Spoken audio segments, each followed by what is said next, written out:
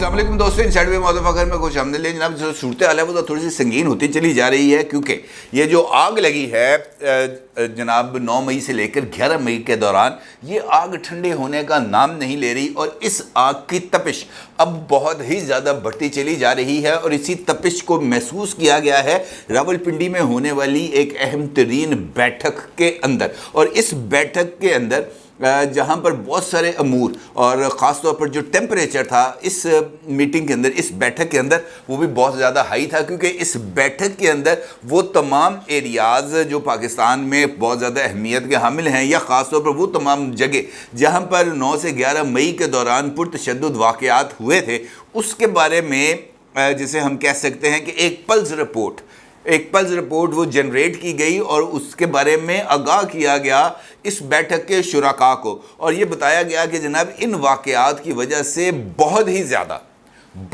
ज़्यादा पूरे के पूरे इंस्टीट्यूशन के अंदर जो पारा है वो बहुत ज़्यादा हाई हो चुका है, और जो गमो गुस्सा है वो भी इस वक्त बहुत ज़्यादा बढ़ता चला जा रहा है। और इस सिचुएशन के अंदर ज़्यादा देर तक इस गुस्से को जो है वो कंट्रोल नहीं किया जा सकता है, क्योंकि अगर अब ये गुस्सा ये जो है ये रेड लाइंस को इसने अगर क्रॉस किया तो फिर ऐसी सिचुएशन डेवलप हो जाएगी जिसको किसी भी सूरत जो है उस पर काबू नहीं पाया जा सकेगा। लिहाजा बेहतर ये है कि इस सिचुएशन पर काबू पाने के लिए फौरी तौर पर जो मुतलका हुकाम हैं उन तक इस बात को कन्वे किया जाए कि जनाब बस बहुत बड़ा मुश्किल है। बल्कि यहाँ तक आपको मैं अगर ये बताऊँ, मैं ना इनफैक्ट बहुत दफ़ा ऐसी सूरत हाल आ जाती है कि जो आप you are out of words, आपके पास अल्फाज नहीं होते वो हकीकी पिक्चर को बताने के लिए, या वहाँ पर होने वाली जो एक माहौल है उसकी जो मंजरकशी करने के लिए कुछ अल्फाज की कमी हो जाती है। क्योंकि वो जो टेम्परेचर है अगर उसको एज इट इज़ बयान कर दिया जाए तो सूरत हाल बहुत ही ज़्यादा ख़राब हो जाती है। अलबत्ता ये बात ज़रूर है कि इस बैठक के अंदर वो साहब जो दरमियान वाली कुर्सी पे थे, यानी वो एक जो बना होता है यूँ माहौल सा, उसके अंदर एक यूँ कुर्सी ऊंची होती है, जो ऊंची कुर्सी पे जो लोग बैठे हुए थे उनका ये मानना था कि जनाब ये जो हालात हैं ये वाक़तन ऐसे हैं जहाँ पर हमारे लिए आगे बढ़कर कोई ना कोई काम करना या रिस्पांस देना बहुत ही ज़्यादा ज़रूरी हो गया। अब ये रिस्पांस देने के बारे में ये बात भी बताई गई कि 2 दिन पहले पेशावर के अंदर रिस्पांस दिया गया था और आला तरीन शख्सियत की तरफ से, यानी chief of army staff general Asim Munir साहब की तरफ से ये रिस्पांस दिया गया था। और ये बात कही गई थी कि जनाब दोबारा अगर किसी ने मैली आंख से देखा या दोबारा किसी ने इंस्टॉलेशंस के ऊपर या दफातर के ऊपर या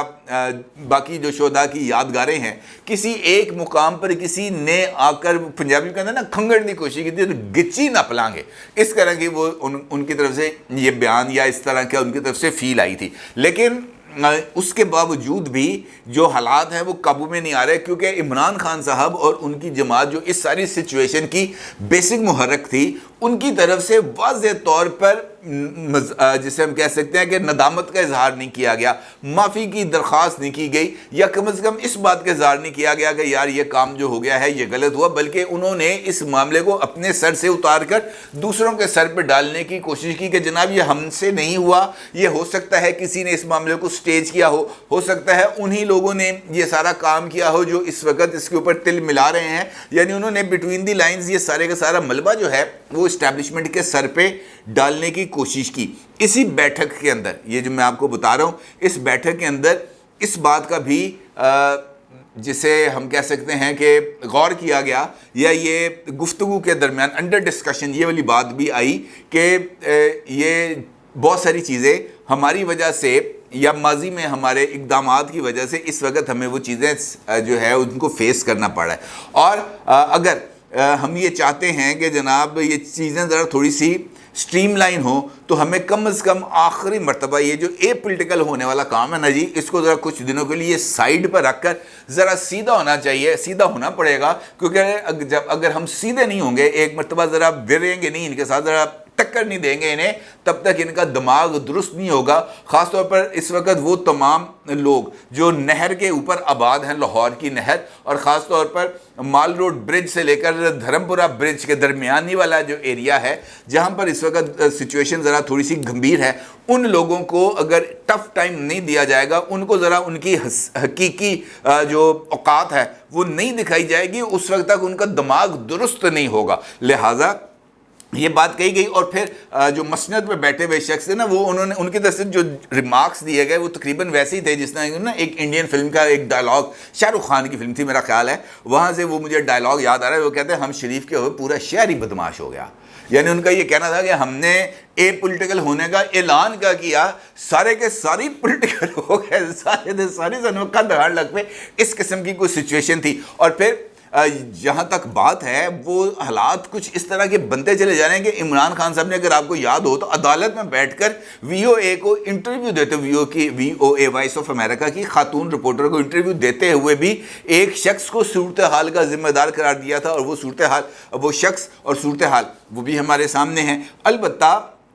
जो हालात हैं वो किसी ऐसे रुख पर जाते हुए नज़र आ रहे हैं इस बैठक के अंदर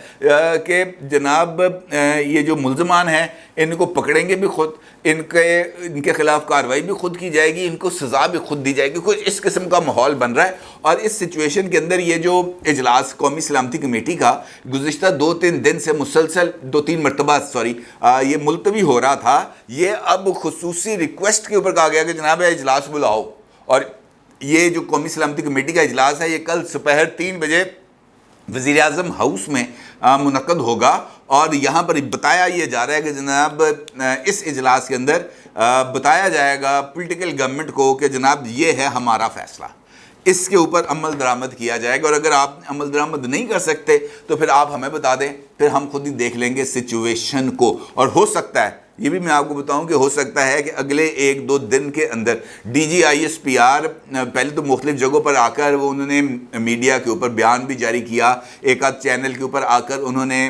जो मौक़िफ़ है वो भी दिया। अब ये भी हो सकता है कि वो ख़ुद सामने आकर एक डिटेल्ड प्रेस ब्रीफिंग करें और मुख्तलिफ वीडियोस, मुख्तलिफ चीज़ें, मुख्तलिफ ऑडियोस ये आपको दिखाएं और जिससे पता चले कि जनाब ये सारी की सारी प्लानिंग कहाँ से हुई थी। दूसरी जानिब जो सियासी माहौल है वो भी हमारे सामने है। सुप्रीम कोर्ट बिल्डिंग के सामने जो है वो मैदान लग गया है और बड़ा धांसू किस्म का मैदान लगा है। और इस मैदान में जो चैलेंज है वो भी आ रहा है और वो चैलेंज पॉलिटिकल क़यादत की तरफ से दिया जा रहा है सुप्रीम कोर्ट ऑफ पाकिस्तान को। और इस सुप्रीम कोर्ट के बाहर जो आज का मेरे नज़दीक जो इम्पॉर्टेंट चीज़ है वो है मरीम नवाज़ और मरीम नवाज़ की तकरीर। और उस तकरीर के अंदर जो मौक़िफ़ था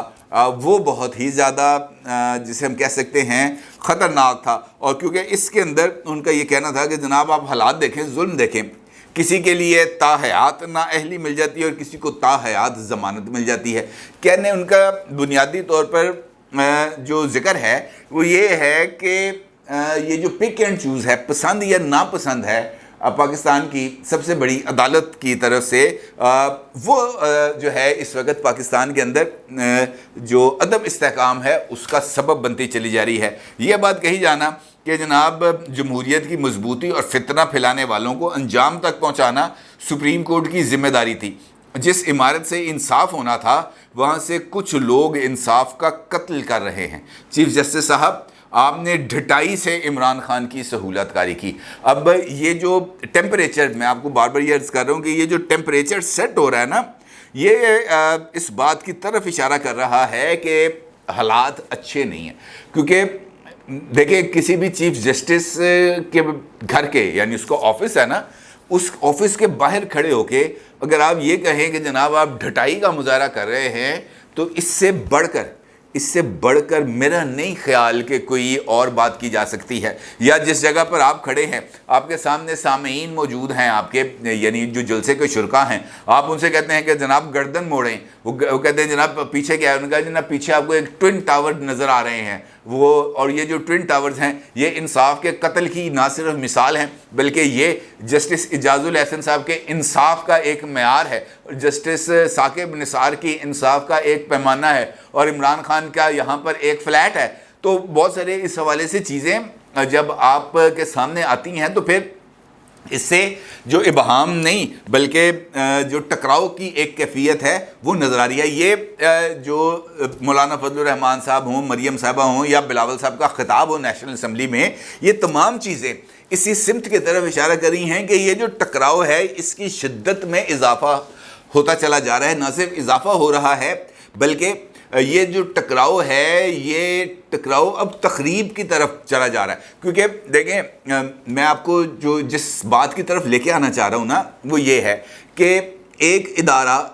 جو سیاست میں نہیں آنا چاہ رہا، جو یہ سمجھتا ہے کہ جناب ہم نے جب سیاست میں آئے اس سے خرابی ہوئی، اور ریسنٹلی جو خرابی ہم نے کی ہے وہ اس وقت پورے ملک کی جان کو آ گئی ہے، یعنی عمران خان اور عمران خان کی جماعت، جس کو بڑے نازوں کے ساتھ بڑے ارمانوں کے ساتھ پالا پوسا گیا، ان کی تربیت کی گئی، ان کو جھوٹ بولنا سکھایا گیا، ان کو جناب فراڈ کرنے بتائے گئے، ان کو سوشل میڈیا کا ایک ایسی ماچس ان کے ہاتھ میں دے دی گئی جس نے اب پورے جنگل کو آگ لگا دی ہے. تو اس کا مطلب یہ ہے کہ وہ تمام غلطیاں ہوئیں اور ان غلطیوں کا جو خمیازہ ہے وہ مجھے اور آپ کو بھگتنا پڑ رہا ہے، کیونکہ اسی غلطیوں کی وجہ سے پاکستان اس وقت معاشی بحران کا بھی شکار ہے اور معاشرتی انحطاط کا بھی شکار ہے. یہاں پر جو تنزلی آ رہی ہے ہمارے سوشل سٹرکچر کے اندر وہ سب سے بڑا المیہ ہے، لیکن اس وقت ان چیزوں کو دیکھنے کے لیے نہ کوئی بندہ تیار ہے اور نہ ہی اس کی اہمیت کے اوپر بات کرنے کے لیے کوئی بندہ تیار ہے. کیونکہ یہ حالات ہو گئے، میں بڑا آپ کو فرینکلی بتا رہا ہوں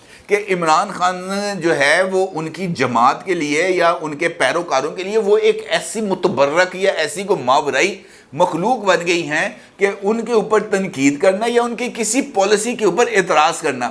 وہ تمام لوگ جو یہ اس جہاد سے گزر رہے ہیں نا ان کو اس بات کا اندازہ ہے کہ عمران خان کی پر تنقید کرنے کا جو عام حالات کے اندر جو شہری علاقوں سے گزرتے ہوئے بندے کو کس قدر محتاط رہنا پڑتا ہے کہ یار کسی وقت سے کسی طرح سے کوئی بندہ سامنے نہ جائے اور آ کے آپ کے گریبان پر ہاتھ نہ ڈال دے. کیونکہ یہ لوگ اس طرح کے، یہ جو نسل عمران خان نے پروان چڑھائی ہے یہ ایسی ہی ہے. میرا گریبان جو ہے وہ اگر کسی کے ہاتھ میں آئے گا تو اس کا مطلب یہ ہے کہ اس بات کو وہ لوگ تسلیم کریں گے کہ جناب یہ وہ بندہ ہے جو عمران خان کے اوپر دن رات تنقید کرتا ہے. اور یہ ایک دو مرتبہ میرے ساتھ ہو چکا ہے کہ جناب سڑک پہ جاتے ہوئے کوئی بندے کا یار تو عمران خان بڑھیا گالا کرنا، انسان بن جا. اب اس کا مطلب یہ ہے کہ یہ ٹیمپریچر آہستہ آہستہ بڑھے گا اگر اس کے اوپر تنقید بڑھے گی، اور تنقید بڑھے گی تو تفریق بڑھے گی، تفریق بڑھے گی تو تخریب آئے گی. اب جو تخریب کی طرف ہم مائل ہو گئے ہیں یہ وہ تخریب ہے جس کے اثرات اب ہمیں نظر آ رہے ہیں. وہ تمام لوگ جنہوں نے اس کو بنایا تھا وہ اگر پیچھے ہٹ گئے ہیں تو ہمیں اس کی تعریف کرنی چاہیے تھی کہ یار آپ اے پولیٹیکل ہو گئے. لیکن کیا کریں کہ ایک سال سے عمران خان صاحب اس یہ جو ہماری اسٹیبلشمنٹ ہے اس کو گھیر گھر کے سیاست کے اندر لانا چاہتے ہیں. ناکامی ہوئی تو اس کے بعد دیگر جو شعبے ہیں وہاں پر موجود جو یہ جو ہے عمران دار ان کو گھسیٹا گیا. ان کو یہ کہا گیا کہ یار اسٹیبلشمنٹ کی کرسی خالی ہو گئی ہے، اس کرسی پر پہلے جو ہے قمر جاوید باجوہ صاحب بیٹھا کرتے تھے، اب آپ بیٹھ جائیں. وہ عاصم منیر صاحب بیٹھنے کے لیے تیار نہیں اور ان کو بٹھا دیا، اور وہ یہ سمجھنا شروع ہو گیا کہ واقعی ہم پاکستان کی سب سے بڑی اسٹیبلشمنٹ ہے. وہ بھائی ایسا نہیں ہے. وہ جو ہے نا اگر وہ شریف ہوئے ہیں تو ان کا مطلب یہ نہیں ہے کہ ان کو بدماشی بھول گئی ہے. جو شریف ہوتا ہے نا جی وہ بدماش سے زیادہ بدماش ہوتا ہے، اور اگر وہ اپنی شرافت کے دائرے کے اندر رہتے ہوئے تھوڑی سی جتنی وہ بدماشی ماضی میں کر چکے ہیں نا اس کا اشر اشیر 0.001% بھی اگر وہ دہرانے پر آمادہ ہو گئے نا، جو مجھے لگ رہا ہے کہ شاید یہ والا ٹائم آنے والا ہے کہ وہ کہیں جناب ون ٹائم شرافت چھوڑ دی. لیکن ایک مرتبہ اگر یہ شرافت چھوڑ دی، ایک مرتبہ اگر سیاست میں واپسی ہو گئی تو پھر سیاست سے باہر نکالنا بہت زیادہ مشکل ہو جائے گا. کیونکہ ہم یہ بات ثابت کر رہے ہیں کہ جناب آپ کے بغیر ہماری جو سیاست ہے وہ بھی سیدھے رخ پہ نہیں جا سکتی، یا ہماری سیاست ہو نہیں سکتی آپ لوگوں کے بغیر، چاہے وہ اس وقت حکمران اتحاد ہے چاہے اپوزیشن ہے. یہ دونوں کی اگر سیاست ان تمام لوگوں کے اوپر منحصر ہے جو ماضی کے اندر طاقتور رہے ہیں یعنی پاکستان کی اسٹیبلشمنٹ، تو پھر افسوس کا اظہار ہی کیا جا سکتا ہے. اور اگر ہم ان کو مجبور کر رہے ہیں اپنے ان اقدامات کی وجہ سے، میں نے دیکھا بھی ایک عمران خان نے ٹویٹ کیا ہوا ہے جس کے اندر انہوں نے 2 ویڈیو کلپس لگائے ہوئے ہیں. ایک انہوں نے اپنی بہنوں کے ویڈیو کلپس لگائے ہیں جو متعلقہ اداروں کے پاس پہنچ گئے تھے، میں نے آپ کو پچھلی ویڈیو کے اندر بھی بتایا تھا. تو عمران خان نے وہ لگایا اور اس کے ساتھ ڈاکٹر یاسمین راشد کا لگایا، اور انہوں نے کہا کہ جناب یہ اس بات کا ثبوت ہے کہ ہم لوگوں کو روک رہے تھے کہ کور کمانڈر کے گھر کے اندر نہ جائیں اور وہاں پر توڑ پھوڑ نہ کریں، اور یہ اس بات کا ثبوت ہے کہ ہم نے کسی طرح کی کوئی حرکت نہیں کی. بھائی وہاں تک جانے کی ضرورت کیا تھی؟ کنٹونمنٹ ایریاز میں جانے کی ضرورت کیا تھی؟ توپوں کے اوپر کھڑے ہو کے بھنگڑے ڈالنے کی ضرورت کیا تھی؟ جہازوں کے اوپر چڑھ کے جو ہے ناچنے کی ضرورت کیا تھی؟ کنٹونمنٹ ایریاز میں جا کر بھنگڑے ڈالنے کی ضرورت کیا تھی؟ سی ایس ڈی شاپس کے اندر جا کر آگ لگانے کی ضرورت کیا تھی؟ وہ جو سیکورٹی چیک پوسٹ تھی ان کو آگ لگانے کی ضرورت کیا تھی؟ یہ شہری علاقے کم پڑ گئے تھے، یہ مال روڈ کم پڑ گیا تھا، یہ لبرٹی چوک ختم ہو گیا تھا، کیا ضرورت تھی؟ اگر آپ نے آگ نہیں لگائی تو وہ جو آڈی کا جو شو روم تھا اس کو آگ کس نے لگائی؟ کہنا بڑا آسان ہے کہ جناب دیکھیں ہم نے تو کچھ نہیں کیا، لیکن سب کو پتا ہے کہ کس نے کیا کیا ہے، کون لوگوں کو لے کے جا رہا تھا. حسان نیازی کا لوگوں کو ٹویٹس یاد نہیں ہے، اس کے ویڈیو پیغام یاد نہیں ہے کہ لبرٹی چوک پہنچے، ہم نے کینٹ جانا ہے، ہم نے کور کمانڈر کے گھر کے باہر جانا ہے. کیوں جانا ہے کور کمانڈر کے گھر کے باہر؟ وہاں پہ کیا چیز ونڈی کی چیز لینے جا رہے سوتے؟ بھائی اگر سب کچھ کر لیا ہے تو پھر ان کے نتائج کے لیے بھی تیار رہنا چاہیے. اب جو سچویشن ہے وہ ایسی جگہ پر، ایسے مقام پر جا رہی ہے جس طرح میں نے آپ سے کہا کہ مجھے اس تصادم کے اندر تقریب نظر آ رہی ہے، اور اس تقریب سے اگر بچنا ہے تو پھر ہمیں تمام کو، چاہے وہ سپریم کورٹ ہے، چاہے وہ حکمران اتحاد ہے، چاہے وہ اپوزیشن ہے، سب کو اپنی اپنی پوزیشن سے ایک ایک قدم پیچھے آنا پڑے گا. اور اگر وہ ایک ایک قدم پیچھے آئیں گے تبھی ان کو آگے بڑھنے کا راستہ ملے گا. ادروائز وہ کل آپ یہ کہتے ہوئے سنیں گے کہ شرافت چھوڑ دی میں نے، اور اگر انہوں نے اس مرتبہ شرافت چھوڑ دی اور ڈنڈا اٹھا لیا پھر لال ہے. اپنی رائے کا ضرور اظہار کیجیے گا. آپ کا بہت شکریہ. اللہ حافظ.